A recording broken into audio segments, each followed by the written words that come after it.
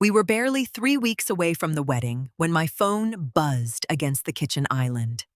It was early the morning sun just starting to warm the hardwood floors, and I was finishing up the last of the wedding favors.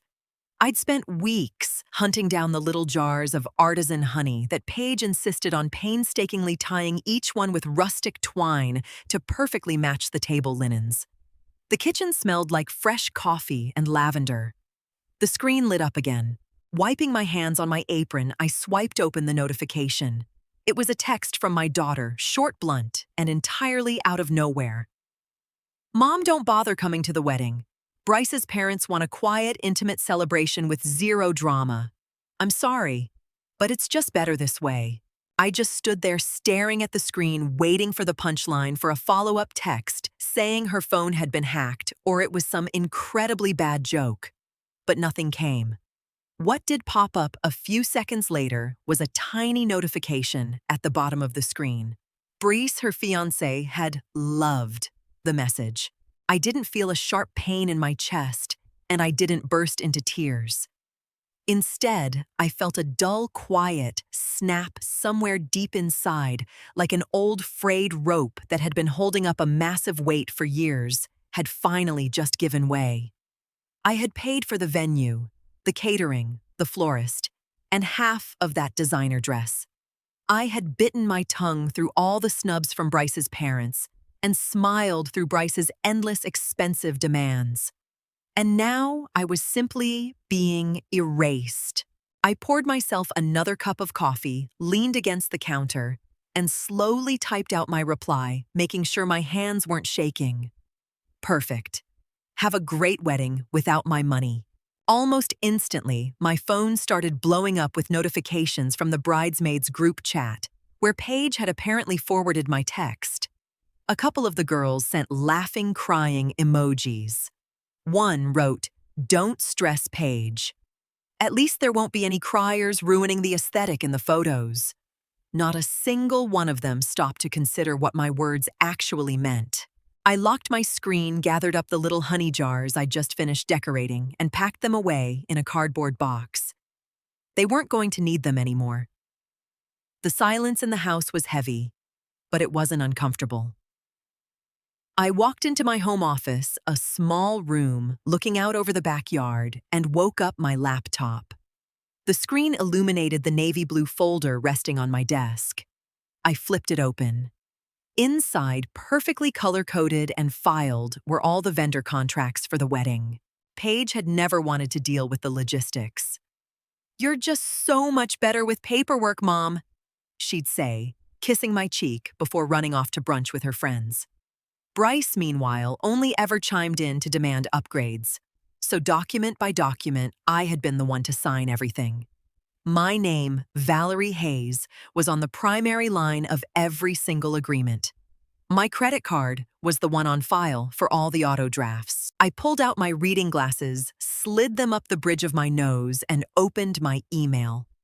I started with the florist. Bryce and Paige had demanded imported white orchids, an absolute fortune that I had agreed to front because Paige said it had been her dream since she was a little girl. I typed out a quick professional email to the owner, Julian, whom I dealt with personally. "Dear Julian, due to unforeseen personal circumstances, the wedding has been canceled on my end. Please void the floral order and process the refund of the deposit in accordance with Clause 4 of our contract. Thank you for your understanding. Send."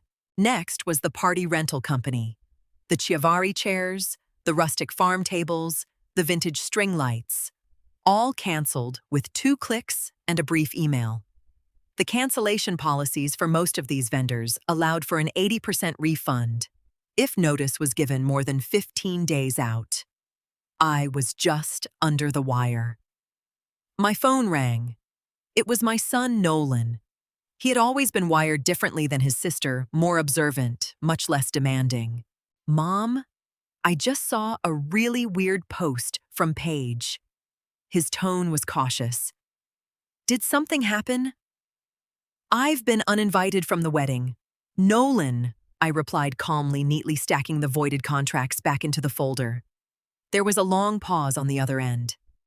What did Bryce put her up to this? I'm coming over.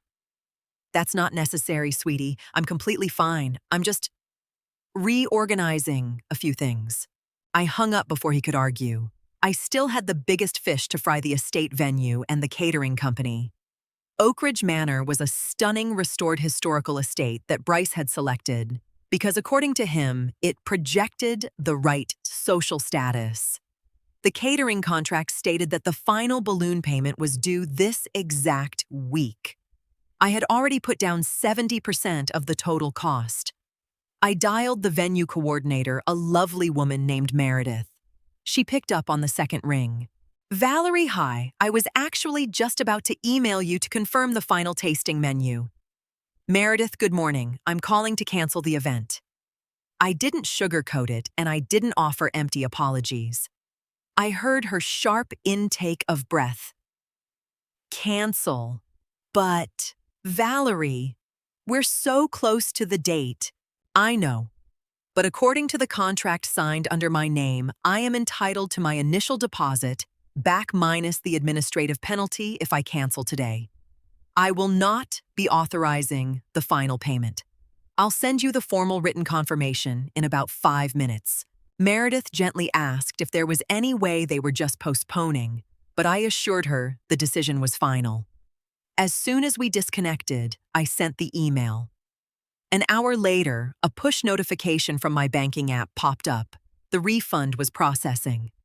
I felt an invisible knot in my shoulders, one I'd been carrying for nearly a year, completely unravel. I went to the kitchen and made myself a cup of chamomile tea. While waiting for it to steep, I opened the app and looked at my savings. The chunk of change that had just bounced back to my account was substantial. It was the money I had scraped together by selling my late husband's old truck and picking up endless extra shifts managing the front desk at the clinic.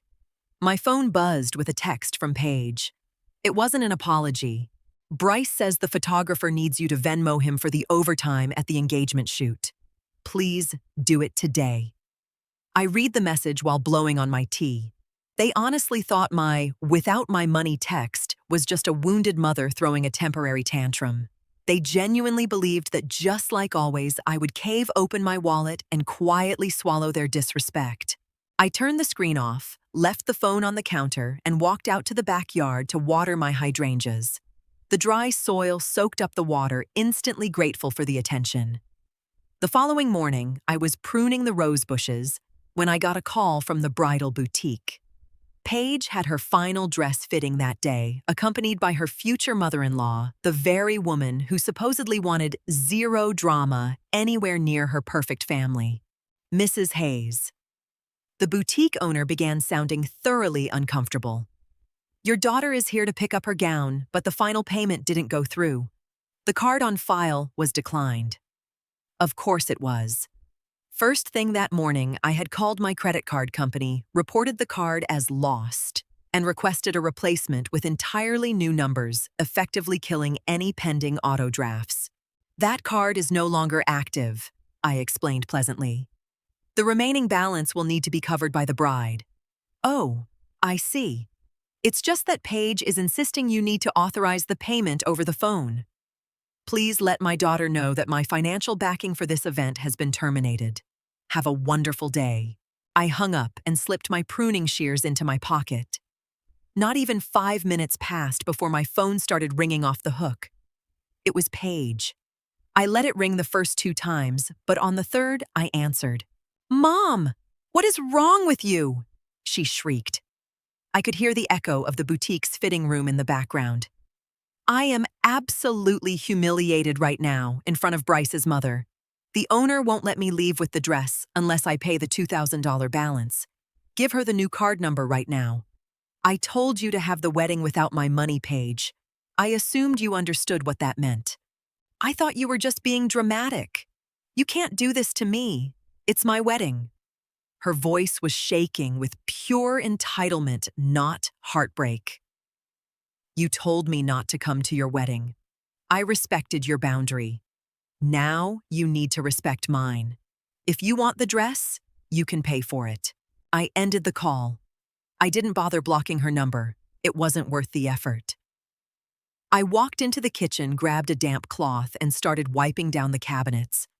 The rhythmic motion of my hands against the wood brought me a profound sense of peace. No one was ever going to treat my love like an ATM again. The weekend passed without me lifting a single finger for that wedding. On Monday afternoon, while sorting through the mail, I saw a bank statement that reminded me of a major loose end, the emergency fund. When my husband passed away, he had left a joint savings account that Paige had partial access to. We had always agreed it was strictly for catastrophic medical emergencies or true life or death crises. There was a solid safety net in there, completely untouched for nearly 8 years. Knowing Bryce and knowing how desperate Paige was getting over the wedding bills, I knew exactly where they would look next. I didn't waste a second. I drove straight down to the Main Street branch. I sat down across from Jared, a friendly personal banker who had known me for years, and asked to withdraw the entirety of the joint account and transfer it into a private individual account solely in my name. "Everything okay, Valerie?"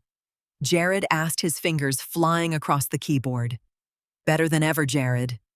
Just doing some financial spring cleaning." I signed the slips, pocketed my new debit card, and walked out into the sunshine, feeling like I'd just locked the final gate.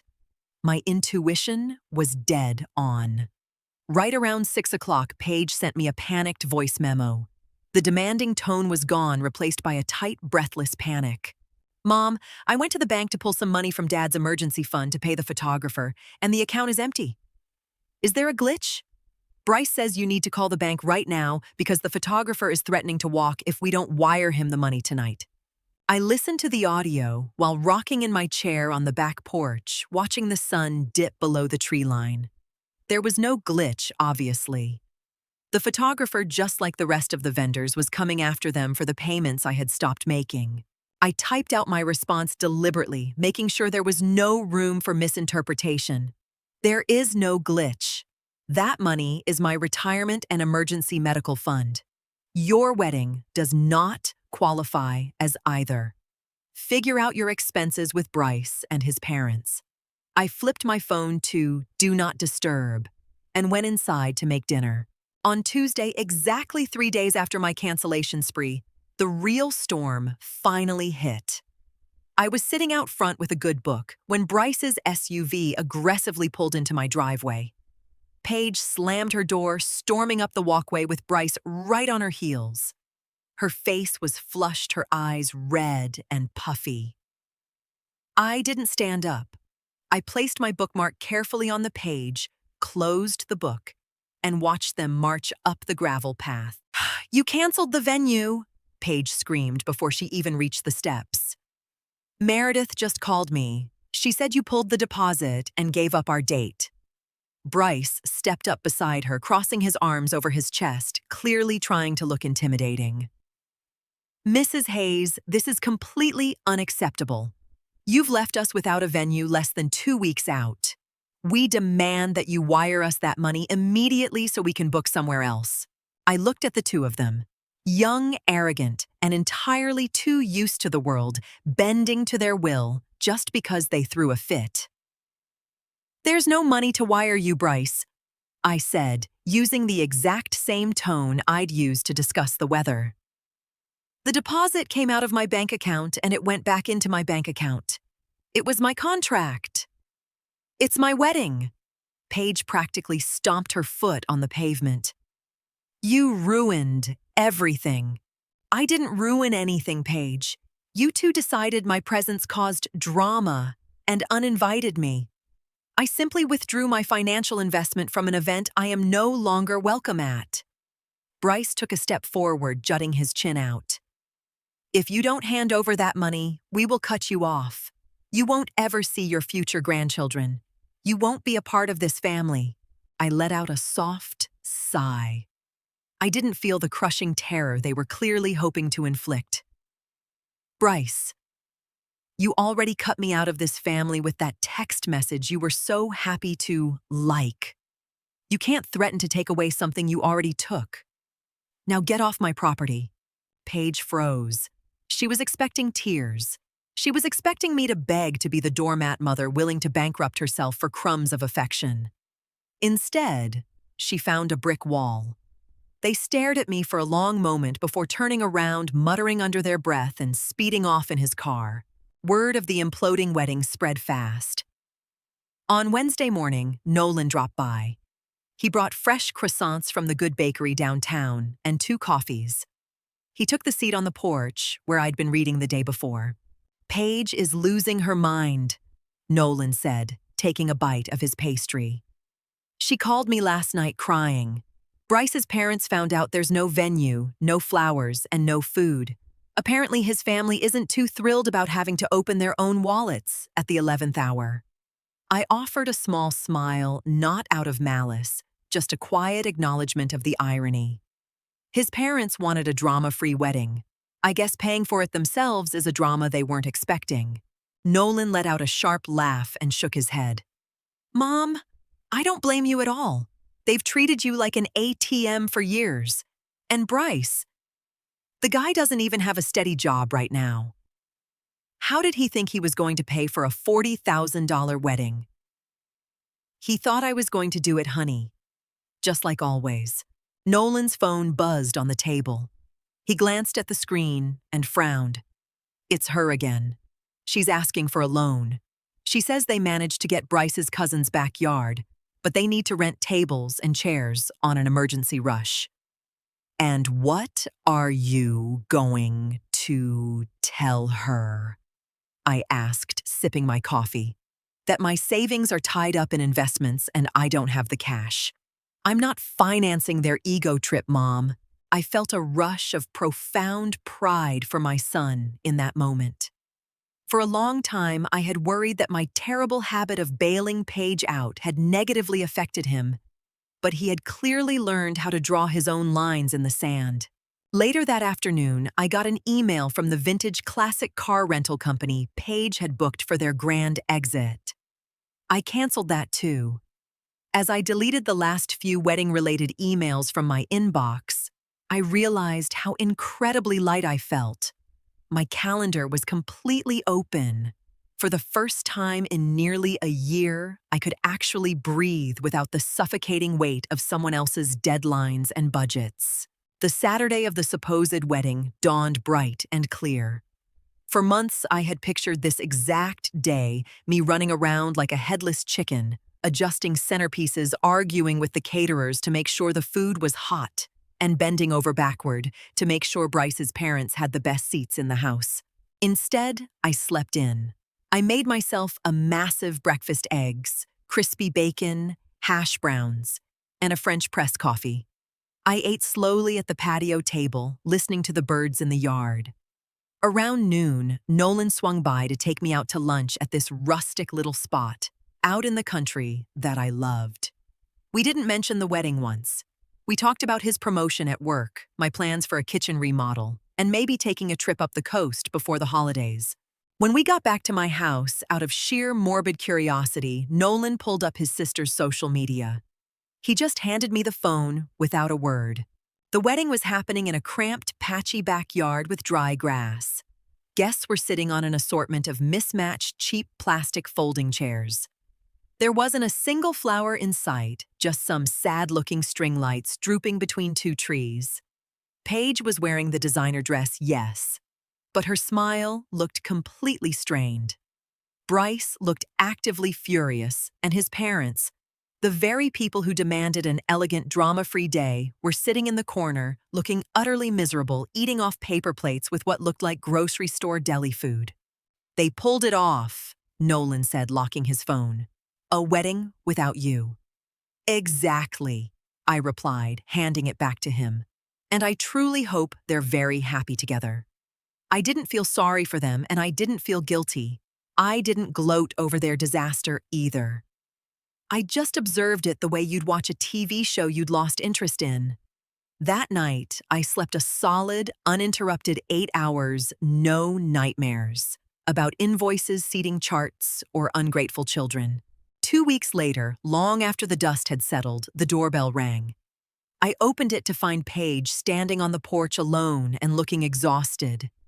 The dark circles under her eyes made it glaringly obvious that married life wasn't a fairy tale. I led her inside.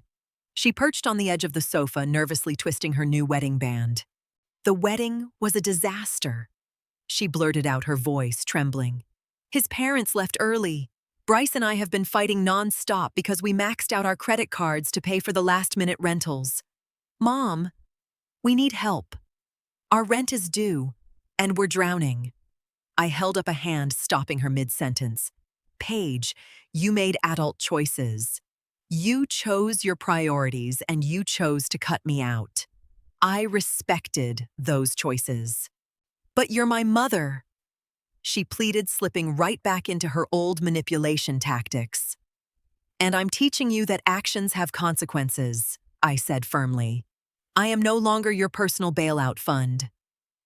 I walked to the hallway table and picked up a small box I had packed days ago, containing her birth certificate and a few childhood keepsakes. I handed it to her. I will always love you, Paige, but the rules have changed. My money and my peace of mind belong to me now. She took the box, finally realizing that the mother who used to drop everything to save her was truly gone. She walked out without another word, and I gently closed the door behind her. Months passed, and my daily routine completely transformed for the better. Using the money I had recovered from the voided contracts, I hired a contractor to remodel my kitchen and extend the back patio. I finally had a bright, beautiful sunroom where I could drink my morning coffee in total peace. I even enrolled in a pottery class I'd been putting off for years. Nolan comes over for dinner every Wednesday. We have an unspoken rule: we do not discuss Paige's financial crises or Bryce. I knew through the grapevine that they had been forced to move in with Bryce's parents to save money. The very in-laws who demanded a drama-free life were now living with the drama 24/7. One afternoon, while repotting ferns on my new patio, I looked down at my hands. I didn't feel the hollow ache of a mother who had lost her purpose. Quite the opposite, I had found a new one. I had changed the front door locks shortly after Paige's visit. Not out of fear, but as a physical symbol of my new boundaries. The keys to my house, my bank accounts, and my life were finally back in my own pocket. I dusted off my hands, made a cup of tea, and sat back to watch the sun set. My phone sat quietly on the table. There were no urgent texts, no entitled demands, no exhausting family drama. There was only peace, and it was the greatest luxury I had ever bought myself.